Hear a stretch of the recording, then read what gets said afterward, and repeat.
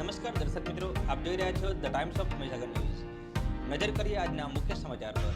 યાત્રાધામ ડાકોરના સરકારી પાર્કિંગમાં કરેલ કરોડો રૂપિયા ખર્ચો પાણીમાં, વિકાસ યાત્રાધામ બોર્ડની સુવિધાઓના સામે ધજાગરા। પવિત્ર યાત્રાધામ ડાકોરના સરકારી પાર્કિંગમાં સુવિધાના નામે કરેલ કરોડો રૂપિયાનો ખર્ચો પાણીમાં ગયો। ખેડા જિલ્લાનું સુપ્રસિદ્ધ યાત્રાધામ ડાકોર, જ્યાં રણછોડરાયનું મંદિર આવેલ છે અને અહીંયા પૂનમે તેમજ બીજા અન્ય દિવસોમાં પણ માઈ ભક્તો ભગવાન રણછોડરાયના દર્શન કરવા લાખોની સંખ્યામાં આવે છે। મંદિરના વિકાસ માટે તેમજ ગૌ માતા માટે અહીંયા લોકો લાખો કરોડો રૂપિયાનું દાન કરે છે, તો બીજી બાજુ આ સુપ્રસિદ્ધ યાત્રાધામ ડાકોરને વધુ લોકોની સુવિધાઓ મળી રહે તે માટે ગુજરાત સરકારનું વિકાસ યાત્રા વિકાસ બોર્ડ દ્વારા કરોડો રૂપિયા ખર્ચ કર્યું છે। લોકોને ગાડી પાર્કિંગ કરવા સરકારી પાર્કિંગ તેમજ વિવિધ દુકાનો તેમજ વિના મૂલ્યે શૌચાલય પણ બનાવ્યું છે, વિશાળ બગીચો બનાવ્યો છે, પરંતુ અહીંયા તેની કોઈ પણ પ્રકારની કાળજી રખાઈ નથી।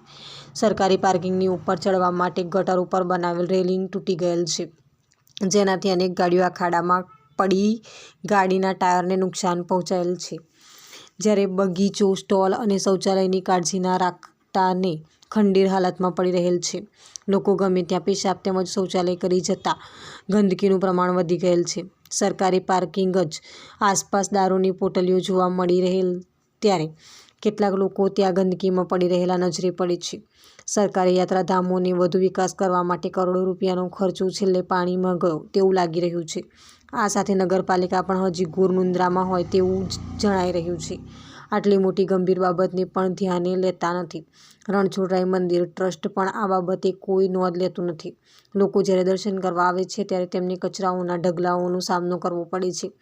વધુમાં સૌથી મોટી વાત એ છે કે ગુજરાત વિકાસ યાત્રાધામ ગાંધીનગરને જાણ કરવા માટે તેમની વેબસાઇટ ઉપરના તમામ નંબરનો સંપર્ક કરતા કોઈએ ફોન ઉપાડ્યો નહીં।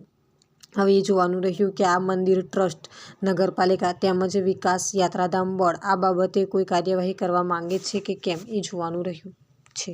આ વિસ્તારના પડેપણના સમાચાર જોવા માટે અમારી channel the times of Mahisagar ન્યૂઝને લાઇક, શેર અને સબસ્ક્રાઇબ કરો।